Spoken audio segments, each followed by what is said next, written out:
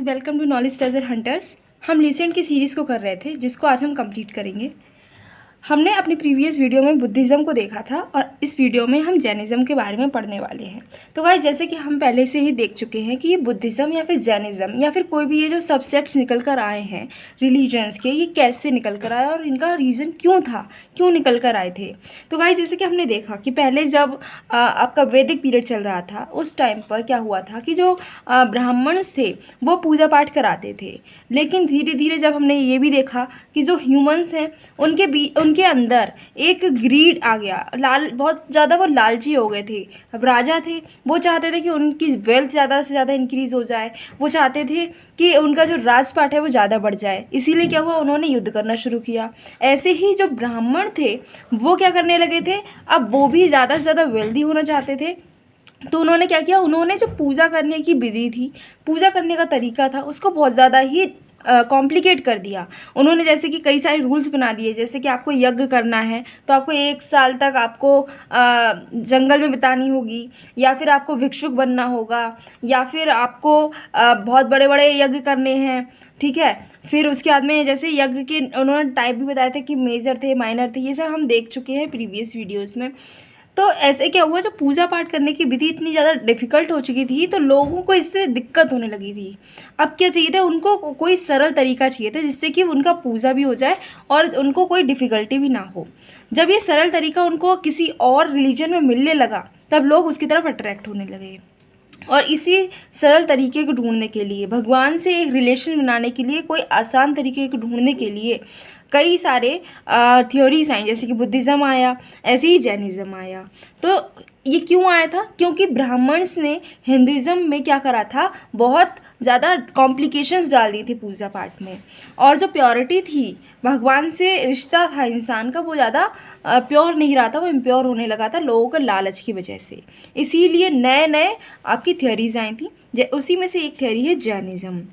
अब जैनिज़्म में क्या लिखा है, इसमें लिखा है कि जो जैन ट्रेडिशन है, जैन ट्रेडिशन के अकॉर्डिंग जो तीर्थंकर हैं, उनके जैसे गुरु होते हैं ऐसे ही उनके होते हैं तीर्थंकर। तो 24 तीर्थंकर हैं, ठीक है, उनके 24 गुरु हैं। जैसे कि हमने देखा था सिख में जैसे गुरु नानक है, गुरु गोविंद, ठीक है, तेग बहादुर, ऐसे ही इसमें भी 24 तीर्थंकर हैं जैनिज़्म में।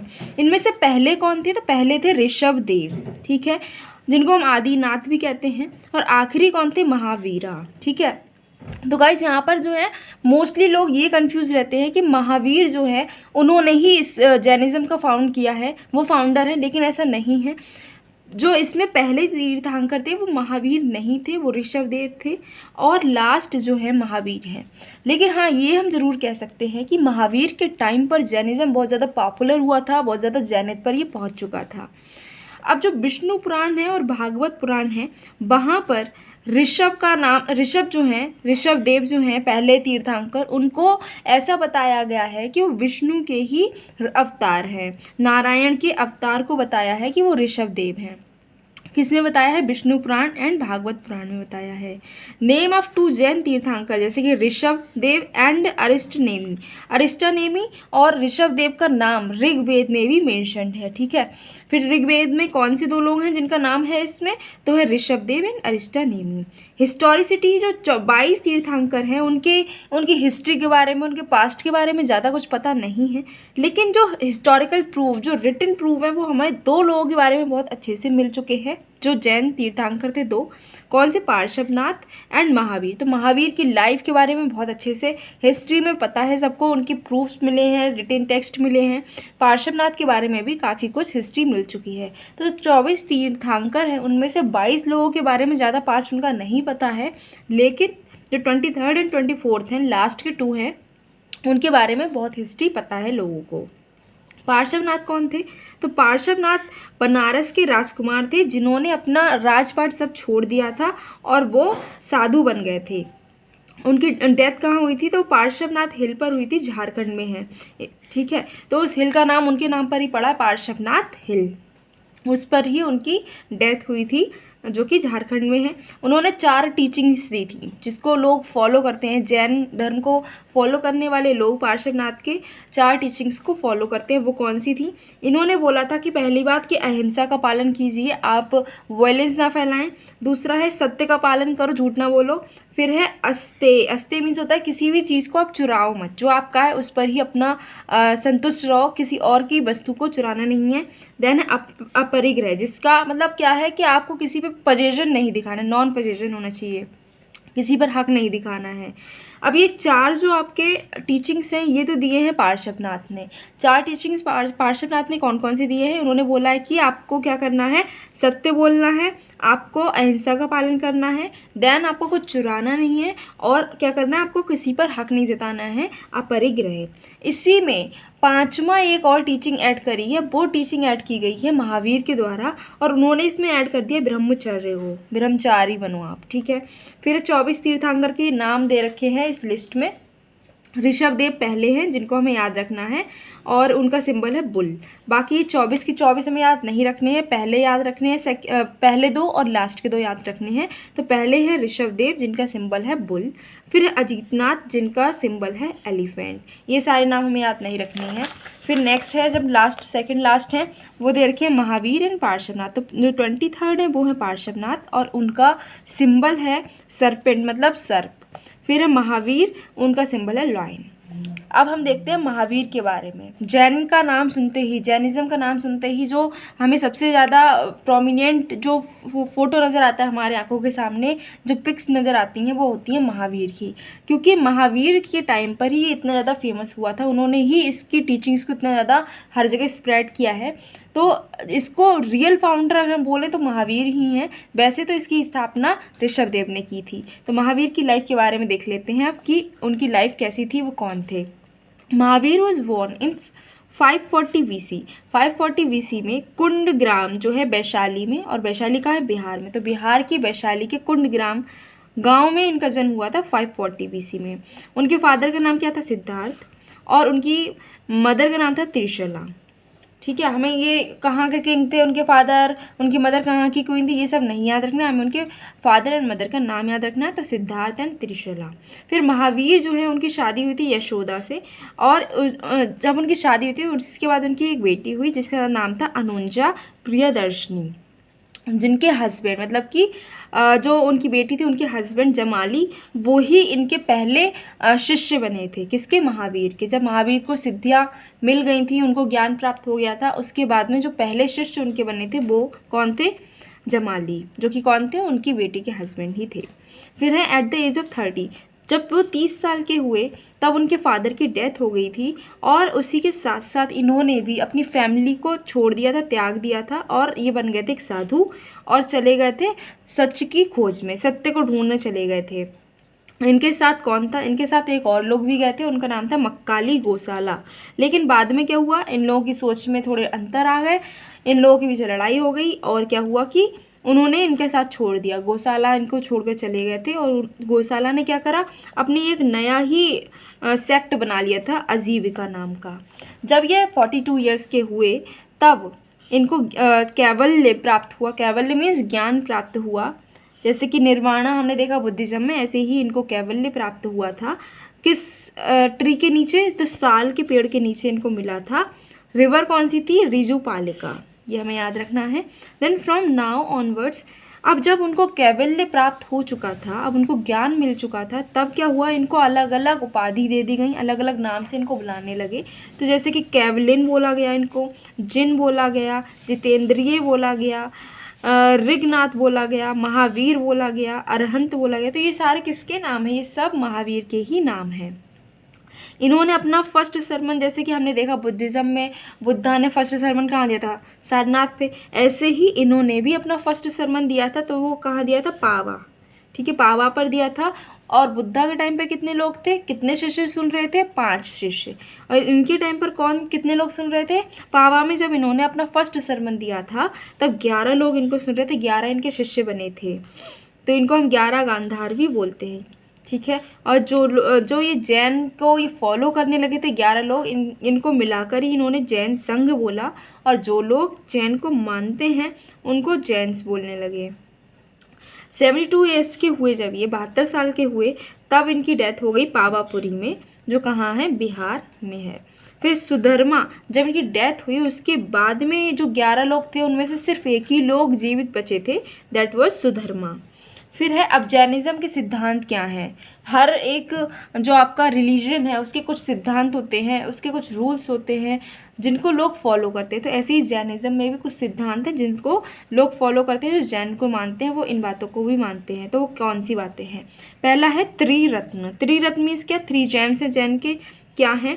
इन्होंने बोला है कि आप जो है अपनी मुक्ति पा सकते हैं, ज्ञान प्राप्त कर सकते हैं 3 रत्न को फॉलो करके।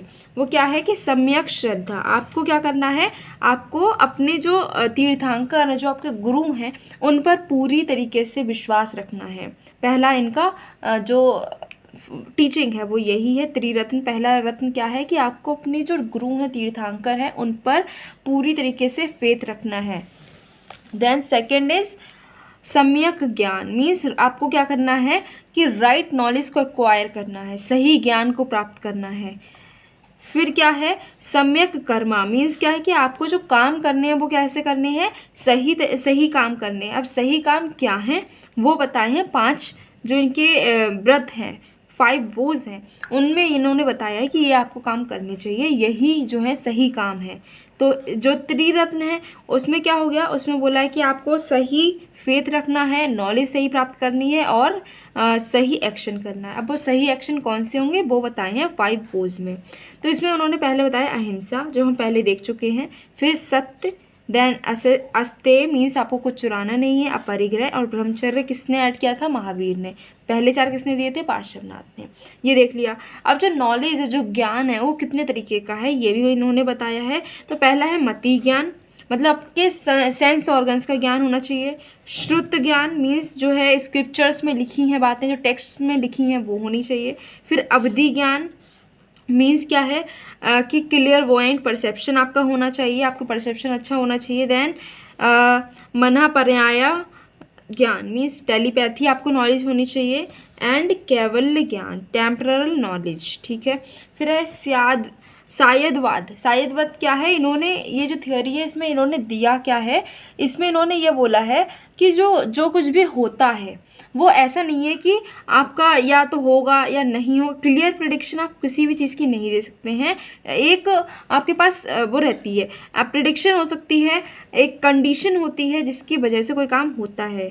तो जो जितने भी जजमेंट हैं वो ऐसा नहीं है कि एब्सोल्यूट वो निगेट, बिल्कुल एब्सोल्यूटली बेकार होंगे, गलत होंगे, एब्सोल्यूटली सही होंगे। उसमें कंडीशंस होती हैं, उन कंडीशंस को देखकर हम बोल सकते हैं कि ये चीज़ सही है या गलत है। एब्सोल्यूटिज्म कुछ नहीं होता है, इन्होंने ये बोला है इसमें। फिर है प्रिंसिपल्स ऑफ जैनिज्म। जो महावीर ने कौन से प्रिंसिपल्स दिए थे जैनिज्म में, तो इन्होंने बोला था कि वेदास की इन्होंने अथॉरिटी को नहीं माना था। जैसे अब जो हिंदू लोग थे वो वेदास की अथॉरिटी को मानते थे, वेद को पढ़ते थे, उसमें जो लिखा होता था उसको मानते थे। लेकिन जैनिज्म में वेद की अथॉरिटी को इन्होंने ठुकरा दिया। उन्होंने कहा वेद पावरफुल नहीं है, वेद में जो लिखा है ज़रूरी नहीं वो सब कुछ सही हो। देन सेकेंड इज़ कि उन्होंने भगवान के एग्जिस्टेंस में भी नहीं माना, उन्होंने कहा कि भगवान होते ही नहीं हैं। देन ये क्या कहते थे, ये कर्म पर विश्वास रखते थे। ये कहते थे कि आपको अपने जो काम कर रहे हो वो आपके सही होने चाहिए। फिर जो है ये भी बोलते थे कि जो आत्मा है वो मरती नहीं है, वो अमर है, वो बस एक बॉडी से दूसरी बॉडी में ट्रांसमाइग्रेट करती रहती है। देन इन्होंने इक्वलिटी पर काफ़ी जोर दिया है। इन्होंने बोला कि हर किसी को बराबरी का अधिकार है। ये जो प्रिंसिपल्स हैं ये महावीर ने बताए हैं। तो इसमें क्वेश्चन कैसे आ सकता है, क्वेश्चन आ सकता है कि आप ये बताइए कि जैन में जो है वेद को मानते थे या नहीं मानते थे। जैनिज्म का प्रिंसिपल क्या है, तो आपको ये बताना पड़ेगा कि वेद पर इनका कोई विश्वास नहीं था, भगवान के एग्जिस्टेंस को भी ये नहीं मानते थे। अब जो है जैसे कि हमने पहले देखा था कि बुद्धिस्ट काउंसिल्स हुई थी, तो बुद्धिस्ट 4 काउंसिल्स हुई थी, उसकी टेबल हम पहले पढ़ चुके हैं अपनी प्रीवियस वीडियो में। अब इस वीडियो में हमें देखना है कि जैन की भी काउंसिल हुई थी। जैन जब रिलीजन बना था उसकी भी मीटिंग्स हुई थी, काउंसिल हुई थी, तो 2 मीटिंग्स की हुई हैं। पहली मीटिंग जो है वो 300 BC में हुई है, कहाँ पर, पाटलिपुत्र में हुई है। चेयरमैन कौन थे, स्थूलभद्र थे। और इसको क्या मतलब कौन से राजा ने सपोर्ट किया था, तो चंद्रगुप्त मौर्य ने सपोर्ट किया था। इसमें क्या किया गया, 12 अंग जो थे उनका कंपाइलेशन हुआ है। सेकेंड कहाँ हुई है, बल्लभी में हुई है, 512 AD में हुई है। कौन चेयरमैन थे, देवर्दी श्माक रमन्ना। ये थे। और इसमें क्या हुआ, रिजल्ट क्या आया कि जो 12 अंग जो थे और 12 उप अंग, इनका फाइनल कंपोजिशन हुआ है, ये हमें देखना है। फिर नेक्स्ट इज कि जैन लिटरेचर, जैसे कि हमने देखा है कि हर रिलीजन में कुछ रिलीजियस टेक्स्ट होते हैं, कुछ उसमें लिखा हुआ होता है जिसको हम मानते हैं। जैसे कि हम हिंदूज में मानते हैं रामायण महाभारत, इसको बहुत ज़्यादा मानते हैं, ठीक है। ऐसे कुरान बाइबल ये सारी चीज़ें हैं। तो ऐसे ही जैन जो धर्म है उसमें भी काफ़ी कुछ लिखा हुआ टेक्स्ट हैं लिखे हुए, जिनको जैनिज़्म को फॉलो करने वाले लोग मानते हैं। तो जो सेक्रेड लिटरेचर है श्वेतांबर की, वो प्राकृतिक लैंग्वेज में लिखी गई है, उसको अर्धमगधी प्राकृत कहते हैं। और इसमें क्या क्या लिखा गया है, तो 12 तो अंग लिखे गए हैं, उप अंग लिखे गए हैं, 10 परिकरणा लिखे गए हैं, छेद सूत्र लिखे गए हैं, माल सूत्र लिखे गए हैं, सूत्र ग्रंथ भी लिखे गए हैं। तो ये इनके जो टेक्स्ट हैं उनके नाम्स हैं, वो लिखे हुए आपको देखने हैं। फिर इनके अलावा भी काफ़ी कुछ लिखा गया, जैसे कि कल्प सूत्र लिखा गया है, फिर भद्रबाहु चरित्र लिखा गया है, परिशिष्ट परवान लिखा गया है। तो ये आपको क्या रखना है याद कि कल्प सूत्र को किसने लिखा है, राइटर इसमें पूछे जाएंगे। तो कल्प सूत्र को भद्रबाहु ने लिखा है, भद्रबाहु चरित्र एंड परिशिष्ट परवान जो है उसको हेमचंद्र ने लिखा है। अब जैसे कि हमने बुद्धिज़्म में देखा था कि बुद्धिज़्म जो था वो कई आपके सेक्ट्स में बट गया था, कई हिस्से में उसका बट गया था, अलग अलग उनकी सोच बदलती गई थी, तो अलग अलग सोच के हिसाब से वो बटते चले गए थे, कई डिविजन्स उसके हो गए थे।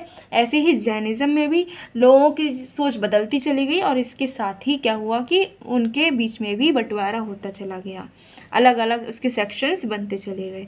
तो इसमें कौन कौन से सेक्शंस बने अब वो देखते हैं। तो सेक्ट्स ऑफ जैनिज़्म क्या है कि 298 BC में जो मगध है बिहार में, वो वहाँ पर बहुत ज़्यादा ही बड़ी एक फेमाइन आई थी। तो फेमाइन आने की वजह से क्या हुआ कि जो जैन मॉन्क्स थे, जैन जो आपके भिक्षु थे, वो क्या हुए कि वो उन्होंने मगध छोड़ दिया और वो कहाँ चले, वो गए डेक्कन में और साउथ इंडिया की तरफ वो मूव ऑन करने लगे। उनके इन्हीं की जो मॉन्क्स थे, इन्हीं के साथ में भद्रबाहु और चंद्रगुप्त मौर्य जो मगध के किंग थे, वो भद्रबाहु के साथ वो भी चले गए साउथ इंडिया में, लेकिन 12 साल बाद वो वापस चले आए। लीडर जो था ग्रुप का वो मगध में ही रहे, स्थूलभद्र, उन्होंने कहा कि आपको जाना आप जाओ, लेकिन हम मगध नहीं छोड़ेंगे, तो वो तो गए नहीं। तो जब भद्रबाहु और दूसरे लोग वापस आए साउथ इंडिया से, जब फेमाइन ख़त्म हो गई, तब क्या हुआ कि लोग वापस आए, तो वापस आए साउथ इंडिया से, तो उन्होंने देखा कि तब जो वापस आए तो उनकी थिंकिंग चेंज हो गई, वहाँ पर जाने के बाद थिंकिंग चेंज हो गई, और उन्होंने क्या अपना लिया, उन्होंने सारे जो वस्त्र थे उनको त्याग दिया था, कंप्लीट न्यूडिटी को उन्होंने अपना लिया था। उन्होंने कहा कि महावीर की एसेंशियल टीचिंग है। बल्कि जो मगध में जो लोग रहे थे, वो मगध में जो रह गए थे, कुछ लोग तो मगध में रहे थे, जैसे स्थूलभद्र, उन्होंने कहा कि हम मगध नहीं छोड़ेंगे, चाहे कुछ हो, चाहे फेमाइन है, चाहे कुछ हो, तो वो तो वहाँ रहे थे। तो उन्होंने क्या किया था, उनकी थिंकिंग चेंज हुई, उन्होंने क्या किया, उन्होंने वाइट क्लोथ्स को अपना लिया था, वो सफ़ेद कपड़ों को पहनने लगे थे। और जो साउथ इंडिया चले गए थे, उन्होंने सारे ही कपड़े त्याग दिए थे। तो इसी के साथ जब ये कपड़ों को लेकर लोगों की सोच में डिफरेंस आया था, तो इसी के साथ में उनके बीच में भी डिफरेंस आया, और इसके साथ क्या हुआ कि जो आपका जैनिज़्म का डिवीज़न हो गया 2 पार्ट्स में, एक बन गए श्वेतांबर, दूसरे बन गए दिगंबर। तो श्वेतांबर कौन है, जैसे नाम से पता चल रहा है, श्वेत मीन्स होता है वाइट, तो श्वेतांबर मीन्स क्या है, जो लोग सफ़ेद कपड़े पहनते थे। वहीं पर दिगंबर कौन है, जो कि कपड़े पहनते ही नहीं थे। अब एग्जाम्पल है जैन आर्किटेक्चर की, जैसे कि हमने देखा है कि हर रिलीजन के कुछ ना कुछ आर्किटेक्चर्स बने हुए, कुछ बिल्डिंग्स हैं, कुछ मॉन्यूमेंट्स बने हुए हैं, तो ऐसे ही जैन में भी बने हुए हैं। जैसे कि गुफा, कहाँ की गुफा है, हाथी गुफा, फिर बाघ गुफा, उदयगिरी खांडगिरी उड़ीसा में, जो कि खारवेल ने बनवाई थी ये सारी। फिर दिलवरा टेम्पल कहाँ पर है, माउंट आबू में है। विमला वाशाही टेम्पल और तेजपाल मंदिर भी कहाँ है, माउंट आबू में, और कहाँ है, राजस्थान में। गिरनार एंड पलिटाना कहाँ पर है, गुजरात में मंदिर है। पावापुरी मंदिर, राजगिरा मंदिर बिहार में है, और गोमतेश्वर या फिर बाहुबली की एक बहुत बड़ी सी स्टैच्यू कर्नाटक में। तो ये सारे आर्किटेक्चर किससे रिलेटेड हैं, जैन धर्म से रिलेटेड है। अब देखते हैं royal patrons. Royal patrons means कि जो आपके किंग्स थे जिन्होंने इस रिलीजन को सपोर्ट किया था, इसको फॉलो किया था, वो कौन कौन थे। तो दोनों ही जगह north India and south India के जो किंग्स थे वो इसको फॉलो करते थे। तो नॉर्थ इंडिया में नंदा, नंदा किंग्स थे वो फॉलो करते थे, बिंबिसार ने इसको फॉलो किया था, अजातशत्रु ने इसको फॉलो किया था, उदयन ने, मतलब क्या कह सकते हैं हरियाणा डायनेस्टी ने इसको फॉलो किया। देन चंद्रगुप्त मौर्य ने इसको फॉलो किया, बिंदुसार ने भी फॉलो किया है। संप्रति जो है मौर्यन आपके किंगडम से रिलेटेड हैं, ये मगध के जो राजा हैं इन सब ने फॉलो किया। तो हरियाणा का डायनेस्टी ने फॉलो किया है, मौर्यन डायनेस्टी ने भी फॉलो किया, लेकिन मौर्यन डायनेस्टी में चंद्रगुप्त मौर्य ने जैनिज्म को फॉलो किया है, बिंदुसार ने भी जैनिज्म को फॉलो किया है, लेकिन जो अशोक आए उन्होंने इसको फॉलो ना करते हुए उन्होंने बुद्धिज़्म को अपनाया था। देन अवंती के जो किंग थे प्रद्योत, उन्होंने भी जैनिज्म को अपनाया, उदयन ने भी जैनिज्म को अपनाया, एंड खारवेल जो कलिंग के किंग थे उन्होंने भी जैनिज्म को ही अपनाया था। ये तो हो गए नॉर्थ इंडिया के किंग्स। अब देखते हैं साउथ इंडिया के किंग्स जिन्होंने जैनिज्म को अपनाया था। तो जैनिज्म में गंगा डायनेस्टी के लोग जितने भी किंग्स थे उन्होंने अपनाया। देन कदम्ब डायनेस्टी के जो किंग्स थे वो भी जैनिज्म को फॉलो करते थे। अमोघवर्ष एंड सिद्धराज जय सिंह एंड कुमारपाल, ये जो है लास्ट ग्रेट किंग्स थे जिन्होंने जैनिज्म को अपनाया था। सो गाइस, इसी के साथ हमारा जैनिज्म कंप्लीट होता है। नेक्स्ट वीडियो में हम मौर्यन पीरियड को पढ़ेंगे। Till then keep your knowledge treasure.